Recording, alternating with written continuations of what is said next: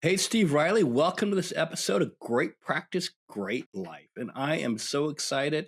A Atticus community friend, a personal friend, and the Chief Encouragement Officer of Compete Every Day is here today to talk about not one, but two of his new books. And that's my dear friend, Jake Thompson. Jake, welcome to the show. Thanks for being here. Dude, Steve, thanks for having me. Excited to run it back with you today. And a few of our friends in the community will probably remember us being together a few years ago at Summit. So I'm excited to hang out this afternoon. Well, I'm glad you're here because your first book, Compete Every Day, was absolutely fantastic. I signed it in our group programs. Your second book, Lead Better Now, is one of my favorite books because it's like how to accidentally get promoted. I should say accidentally get promoted. You get promoted, but now you're accidentally leading a team, which is something that happened to your wife. And I think it's one of the best leadership books I've ever read. And I've read a ton of books. And now you've just published The Line and then Beat Yesterday.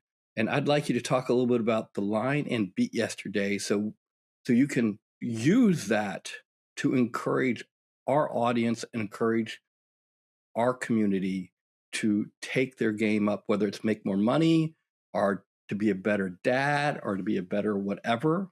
That's what I'm going to ask you to do today. All right. Let's do it. Let's do it. So we talk about making more money, right? And money is that byproduct of the inputs, of the value we add, the service we provide, our positioning in the marketplace. And for most of life, we focus on the outcome, being the best. I have to be the best practice attorney. I have to be the best. And the best is a moving target. And it's a really dangerous place when you live at this constant pursuit of the best, because you could be the best in your area right now. But if everybody around you is not really that good, what does being the best say? Right? It doesn't mean you become your best. It just means you've cleared average. And Beat Yesterday really grew out of this idea of why pursuing the best is actually the wrong target. What does research say? From a fulfillment, from a success standpoint, how do we pursue our best?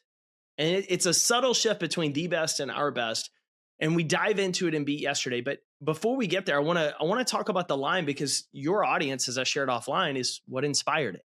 When we did the summit a few years ago and I finished the Compete Everyday keynote, a lot of different people in the audience were like, man, I wish my kid could have heard this. Do you have something for my kid?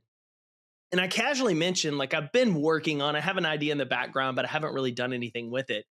And some of your members held me accountable and they said, no, you need to go do this. And if you're thinking about it, like, we want to hold you to it.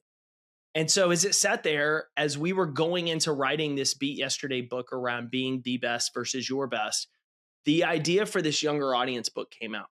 And we started drafting this fictional story around a Texas high school football player and his struggles with comparison in the wrong sense, his struggles with his worth being tied up of where he's set on the depth chart. And as we unfolded this story, we started to use the frameworks that we feel that help people actually compete every day, and did it through the lens of this fictional story for a younger audience.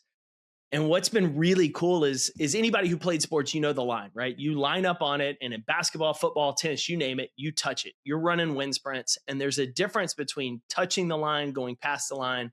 And what a lot of people do is they stop short because it's just an inch. It's just a little bitty margin. But we know excellence is found in that margin. It's that decision to go above and beyond for a client, even though they maybe have you in the same retainer as someone else, but you want to give them a level of service they've never had before. You want to be so attentive to that case that you don't want to just go through the motions. And so we told this story, and as parents started reading this book with their athletes, I got so many emails of like, hey, this is not a book for like middle school, high school, college kids. Like, the lessons are great. This is a book for adults.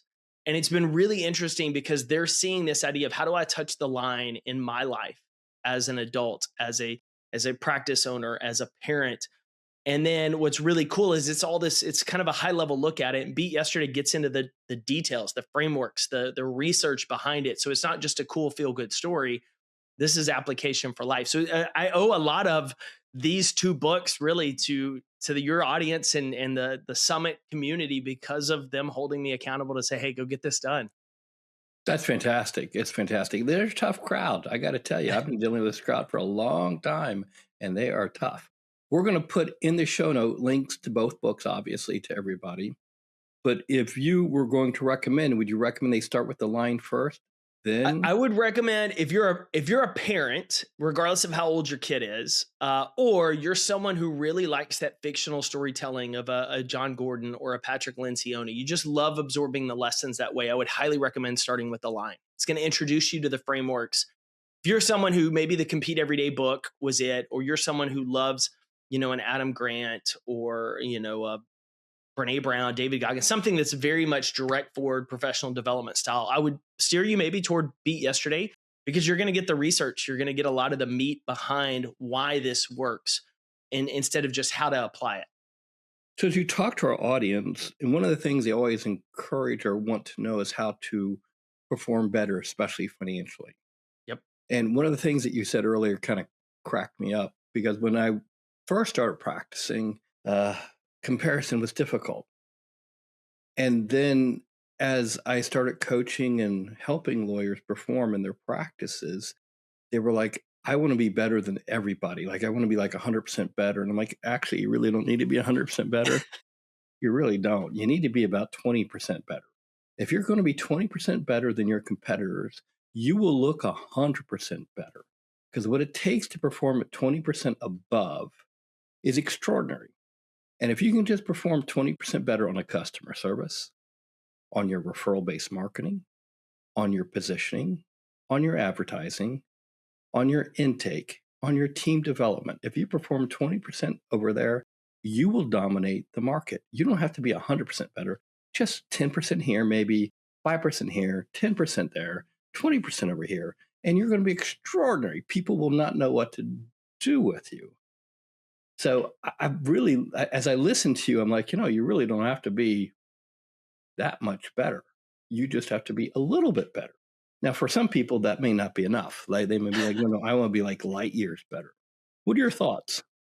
Yeah, it's interesting. So when we dive into part of the framework, there's two pieces I would get clear on. The first we call in the compete framework C. It's clarify the game and the competition. And a lot of us, we have our eyes on the wrong competition and we're not clear about the game. We assume a certain dollar amount is going to satisfy us. It's going to fulfill us. It's going to mean we're so much better. And the competition, we're always looking externally. As you know, as I know, we don't control the external competition. And so if we're constantly comparing ourselves to maybe a practice that isn't that good as us, right? Then we lower our standards to just stay above them. And I think it gets really dangerous because you see it in every arena. People reach a certain milestone, whether it's a salary amount, income, Super Bowl trophy, and the fulfillment is gone. One of the best examples is A.J. Brown, the Philadelphia Eagles receiver. Despite all the drama he's had this year, last year they won the Super Bowl. And it was fascinating because Brown had been told his entire life, friends, family, everybody around him, when you're a champion, everything changes. He never won in high school. He never won in college. He gets in the NFL. He becomes one of the best receivers in the game. He wins the Super Bowl. And 2 days later, he posts on social media, it's not even 48 hours since I won the trophy and it's already gone. Like I realized like the trophy doesn't fulfill me. It's the work. And how many times do we see that, right? We get this idea that once I get there, I'm going to be fulfilled. And there's no there. There's no mythical point that's going to fulfill you. I know, you get into the book, The Gap in the Game by Benjamin Hardy and Dan Sullivan talk a little bit about this. And they talk about getting really clear on what are those targets. And we do the same. Comparison is, as you talked about, when we're constantly comparing ourselves, I want to be 100% better. The real question is why? Like, why does that matter so much? And for me, that typically came from an unhealthy comparison and competition relationship because my worth was tied up. And am I better than you? Then am I in my best? And that's a dangerous place, right? Because are we showing up as our best as a parent? Or are we just better than that other parent who's not really around? Like you start to change the dynamics. And comparison is the thing, we've heard it, you've heard it. Comparison is the thief of joy. Roosevelt said it. We talk about it in the Beat Yesterday. When you have the wrong perspective on comparison, we get into the trouble of why bother? Like, well, they're so far ahead. That practice has so much more money. They've done, why even bother doing all of the work to do better with our clients because they're so far ahead? We do this in any arena, right? We feel like we're always behind. Some of you, I remember meeting a few years ago, and to this day, I still remember her face and conversation. She talked about not going to get her law degree and take the bar till she was in her 40s. She changed her career late. And she was like, I just decided this is what I wanted to pursue. And I remember that being such a powerful moment because it's so easy to think, well, I'm always behind. All these other people have had this idea if I'm constantly comparing myself to them. And so we get into that trap and then we kind of feel inferior, right? If I never am going to measure up to that person if we're comparing ourselves ahead, or we become complacent if we're always comparing ourselves to people we're better than. We're one of the top performers. And the interesting part is comparison is like fire. We don't talk about this. Comparison is like fire. It'll devastate villages or it'll save your life on a cold night. It's all about how you use it. And the book Beat Yesterday specifically dives into how comparison is actually used to your advantage from a learning perspective, and then social upward comparison in terms of finding the person. We're looking at practices, right? And I'm in Atticus and involved. Who's the practice owner that's 3% ahead of me? Not 300, not 100. Who's the one who's just a little bit better at me at something? And what can I learn from them?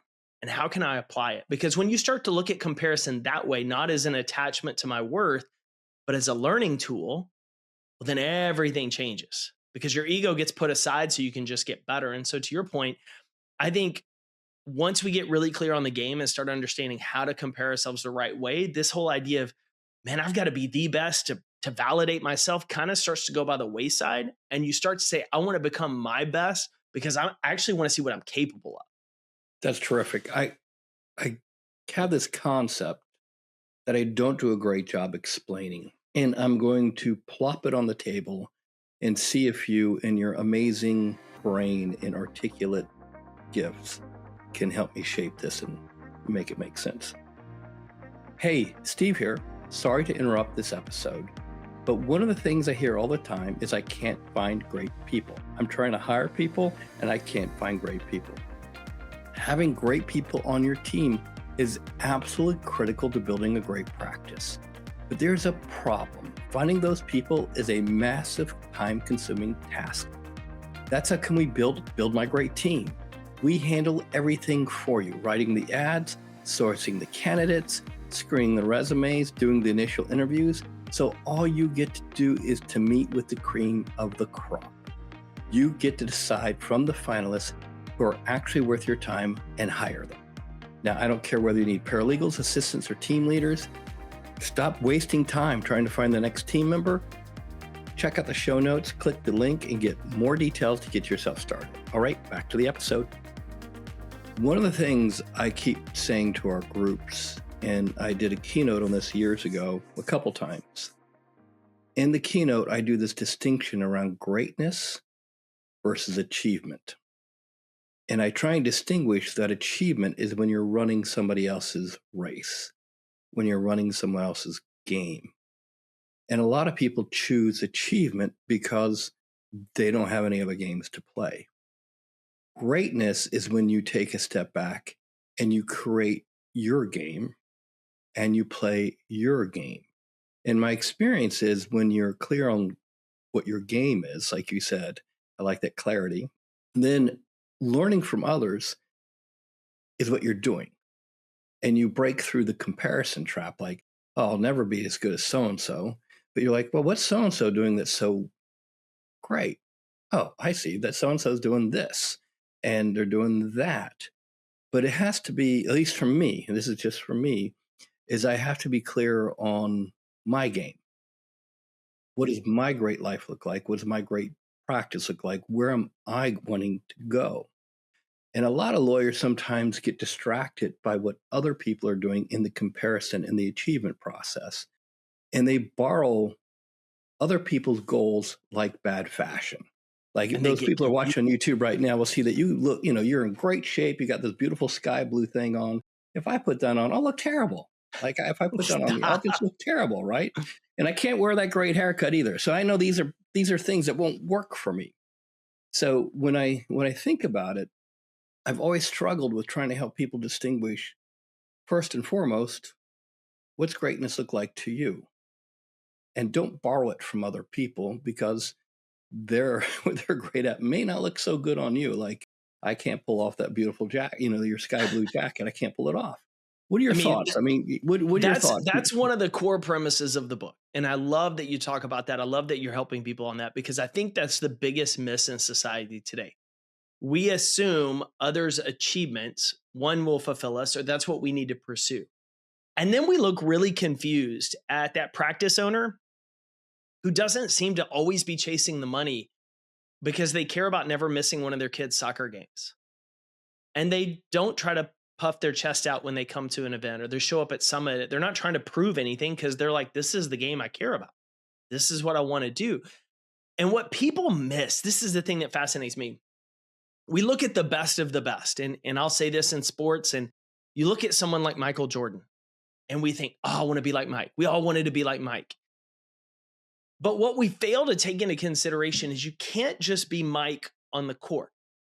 You have to take Mike's personal relationships and his relationships with his ex-wives or his kids or his friends. And what are those dynamics, right? There's that external comparison, the ultra competitive individuals we'd call them. And so what happens most often is we envy the achievements of somebody, but if we were truly honest, we don't want everything else that goes into that. We want the relationship we have with our spouse or our kids, or we want to be able to go home some nights before 10 o'clock, right?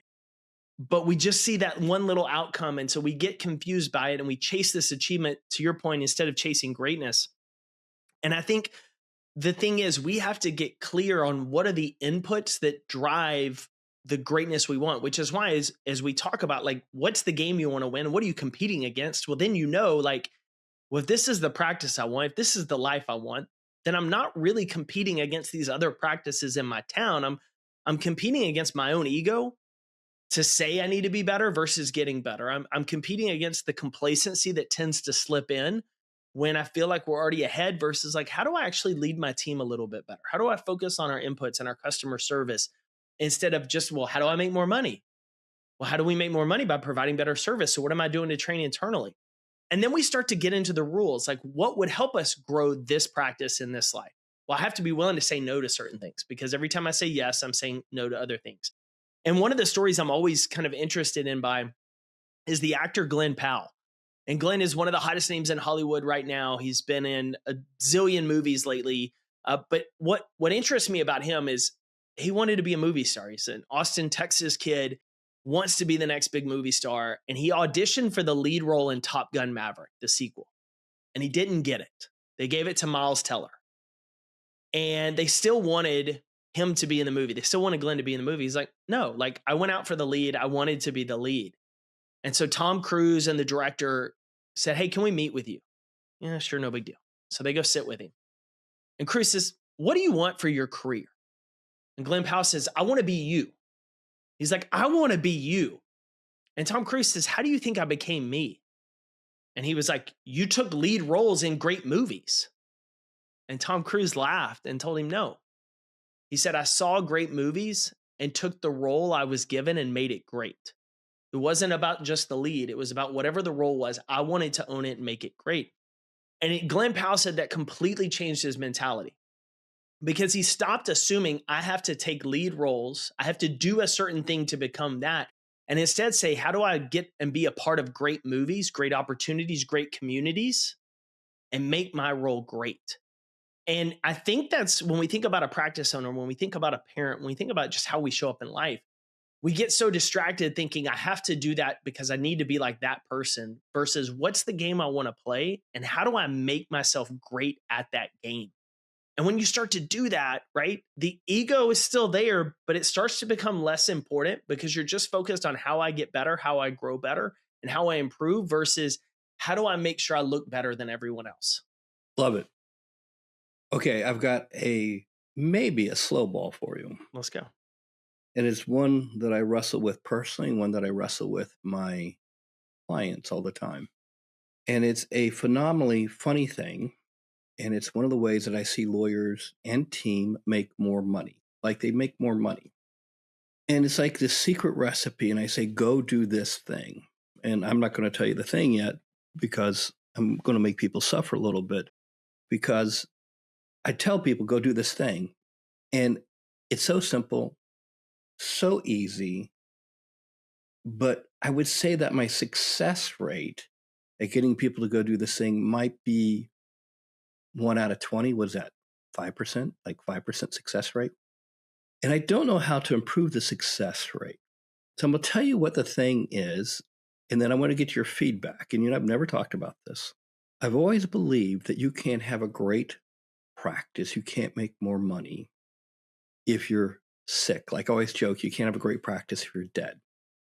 And to build a great practice is a long-term game. And one of the things that we try and get lawyers to do is to take great physical care of themselves. Strength training, cardio training. And I don't care what they look like in their Speedos. Like I really don't. I mean, it's terrifying to think of, but I'm saying, Jake, but the truth is cognitive performance, there's study after study after study that shows that cognitive performance increases over time. Longevity increases over time because of lifting, doing intense cardio, and doing things to take physical care of yourself. Now, lawyers that I've challenged to find time to exercise, find time to do strength training, find time to improve their physical wellness, usually double their income within a year of doing that. And I asked them, like, how did you do it? Like, what did you do? And they're like, they never can tell me. Like, they can never tell me, well, I just start to make more money. Like, usually it's because their energy increased. Usually it's because they said no to bad things, bad cases. Usually their confidence increases. Usually they become more charismatic. Usually the fatigue goes away so they can take on bigger projects, bigger cases. What are your thoughts? Am I whacked here? Is this Nope. just stupid? Spot on. I think you're Okay. spot on. I think the reason you have a 5% success rate thus far is because unlike their practice, you can't start physically where you wish you were. And the ego comes into play of, well, people are going to see me out of shape and I can't walk in if I haven't been working out and I can't even run a mile right now. And all of the things of comparing themselves to everyone else and what everyone else thinks prevents them from doing the inputs. And it's fascinating though, because you think about it, what you're training yourself to do in a physical sense is be disciplined, run through the mundane, show up on the days you're motivated, show up on the days you're not. The benefits are it's no different than investing in the summit and the community, right? The benefits you don't initially see at first of the relationships, of the learning, of the growth. It's the long game. But physically, you have to invest in yourself. Me mentally more than anything, the workouts help me mentally, but energy wise, right? As much as I travel and I'm on the road and I'm on the stage, and to be honest with you, my words and credibility fall short if I show up as a slob on stage. If I show up out of shape, if I show up untucked or disheveled, if I am running on fumes all the time, you're going to have a hard time believing my message. And if I'm a client or potential client and I'm walking into your office and you look like you're put together, it doesn't matter what you look like in a Speedo, but you look like, man, you're healthy. You look healthy. You don't have massive bags under your eyes. You look like you get sleep and you work out. And I'm going to approach it a little bit differently because I'm going to believe you have the discipline. And it's a whole interesting conversation going on right now, kind of in the health and wellness space with Ozempic and kind of everything else going on, because in some areas it's shortcutting what goes into that fitness routine. And so it's some fascinating conversations, but at the core of it, for you to maintain a fitness routine, to have the energy, to have the mental clarity, to have the discipline to work through it, you're sending signals, whether you realize it or not, to other people that I'm a disciplined person who can see things through and works hard. It's very funny. I'm not sure if you're telling me the reason that I'm at a 95% failure rate is because people think I look fat, but I'm not sure. Not If at all. that's It's because it's so uncomfortable that they want to start from where they wish they were instead of where they are. And they don't want to tell you that. Yeah, I had a lawyer who worked for me. He's retired now. He was older than I was. And he had expertise in the high net worth field. Like he was a very brilliant tax lawyer. But he did two things that hurt him. One, he was very, very overweight. And he was very obese. And he was always doing another diet, another fad. And number two, he was sloppy in his office. His office looked like you would walk in and there was stuff everywhere. And he's a brilliant lawyer. And we got a referral from a very, very wealthy woman. And I was like, this is perfect. This woman's perfect. She's very, very financially successful. They're about the same age. And he's a brilliant guy. And I can't hold a candle to his intellectual capabilities. And so she meets with him and then an hour later leaves and never hires our firm. And I called her. I said, I thought you were a perfect fit and a perfect fit for him. And she goes, he had two problems. One is he doesn't take great care of himself. And that made me nervous. Like, is he going to live to complete my case? Like, I don't know if he's going to live that long. And I'm afraid of investing in a relationship with this guy and caring about him because he's a wonderful guy. He's a wonderful dad. I think he had like 8 kids. But I don't think he's going to live that long. Like, I'm older than he is. And I think I'm going to outlive him. And number two, when I looked at his office and I saw how he treated other people's personal effects, like their personal financial records and their wills and their stuff, I didn't think he cared.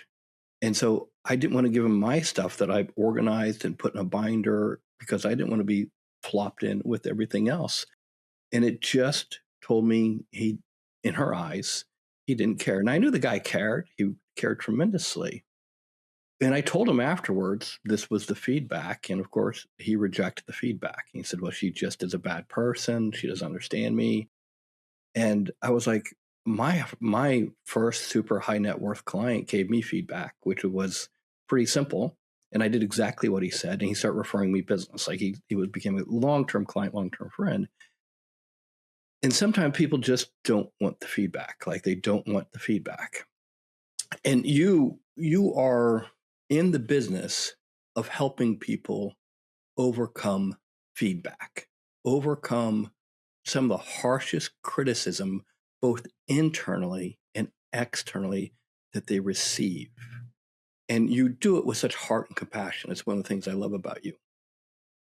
How would you give someone practical advice to overcome negative external feedback, like what this guy just heard or what I just relayed to you, or negative self-talk? Where would you go with that, Jake? Yeah, there's 2 areas, and both ultimately come back to the ego. And when we think about life is a giant treadmill, and we often think that we're going through life in neutral, but every day, every one of us is moving either toward an outcome we desire, or if we're honest, we're moving toward one I would call a default. And the default is the location where you wake up one day and you think, how did my practice get to this spot? And how did my relationship that was once burning on fire, we're just kind of roommates? And how did my pants that I used to wear in high school don't fit anymore, right? The default place is that place you wake up with no interest in being and no desire to stay and no idea how you got there. But that's where we are. We're always drifting or we're moving toward a desire. And the thing that keeps us in the drift zone is, I would say, is our ego. Because our goal, our brain wants to protect our ego. And so I say this because when it comes to feedback, your ego is the thing that's at play. Because you're hearing information that you may not be as good as you think you are, or there's room to grow. And it's hard for people to stomach, this is the position I'm in. Because to my point, like you always want to start where you wish you could be instead of where you are. And I say this very personally as somebody who gives feedback. I get it. And in November of this year, or this past year, I had a keynote event in Nashville. It was a big event for an accounting firm. And the specific part about this event that made it special is one of my mentors was coming, and he was bringing the head of one of the largest speakers bureaus in the country. And I don't do a whole lot of bureau work right now. Most of my speaker work is direct, which is great. Some people do a lot of bureau, some people do little. But I saw this as a really cool opportunity.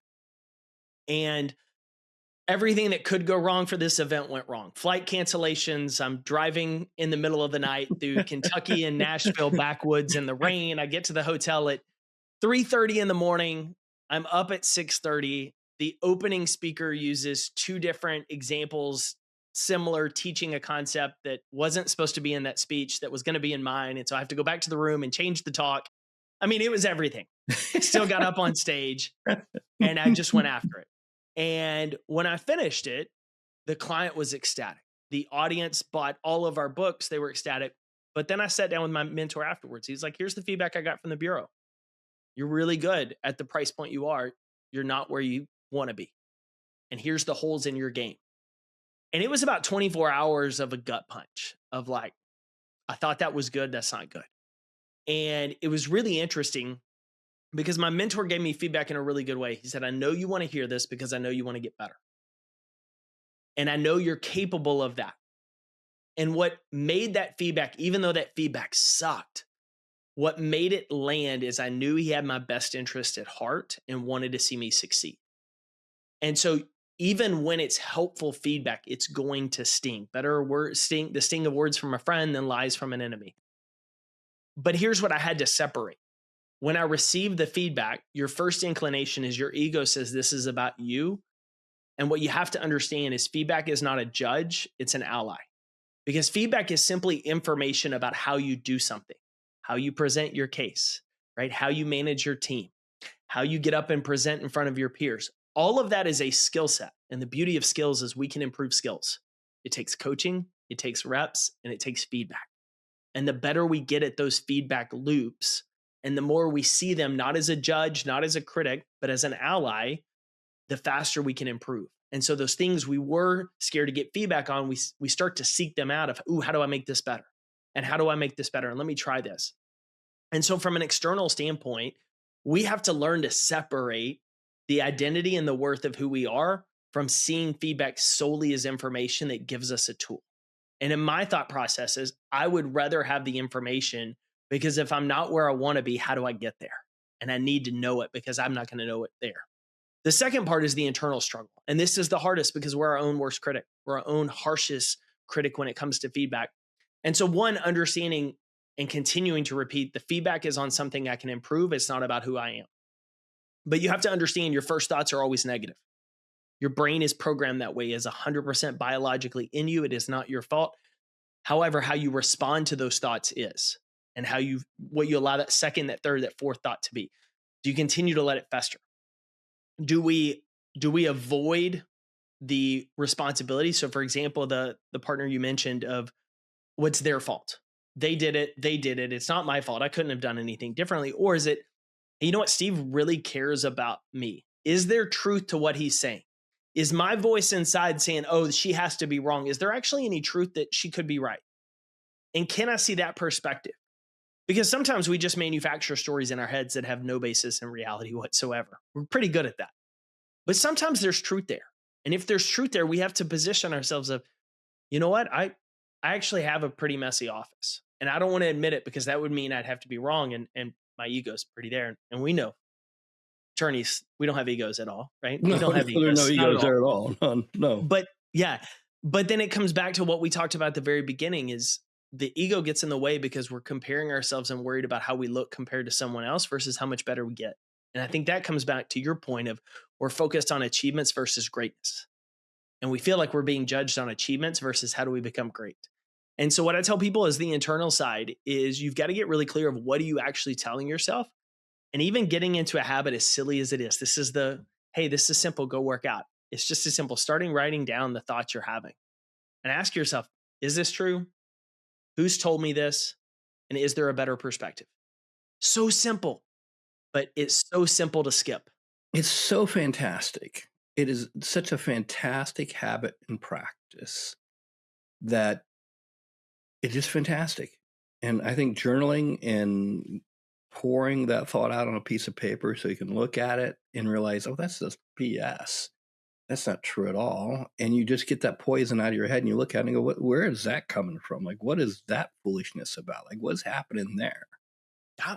And to your point, the workout people, if you're in the 5%, you know this, but if you're in the 95% of people who have talked to Steve and haven't done it, I'm going to highly encourage you, just put a calendar on your refrigerator and say, I'm going to work out for 10 minutes a day.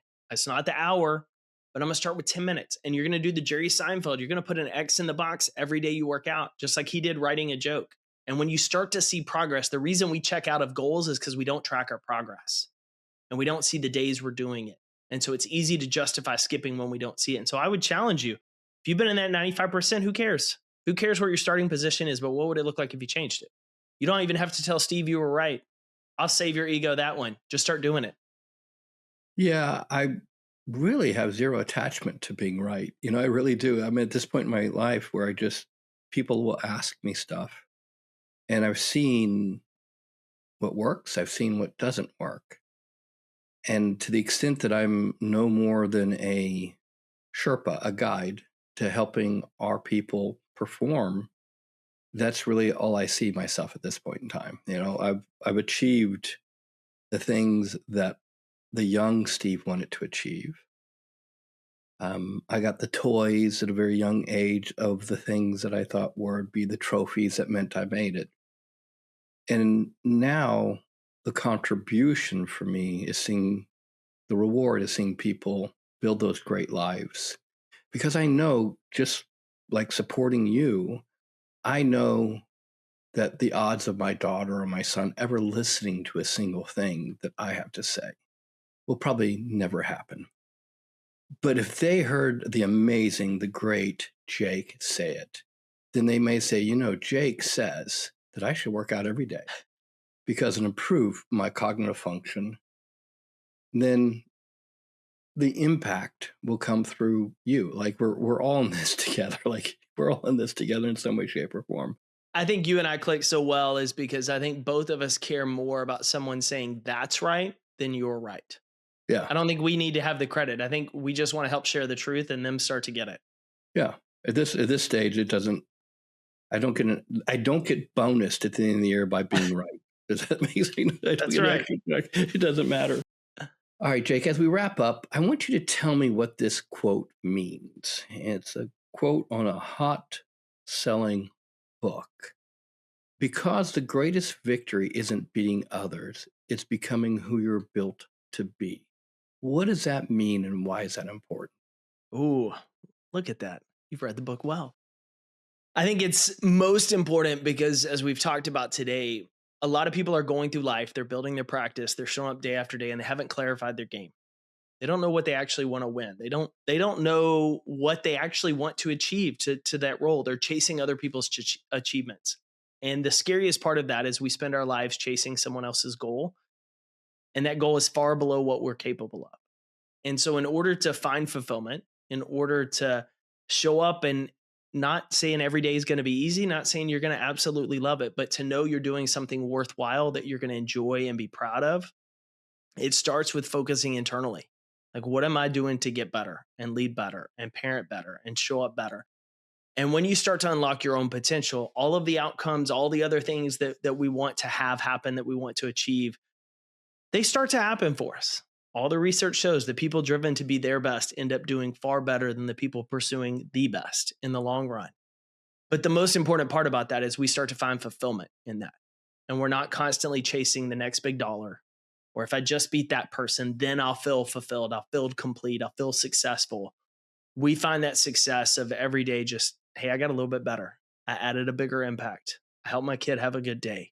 I had made this person smile. You start to find joy in that. And you start to collect those achievements, but they don't become your driving force. They just become the byproduct.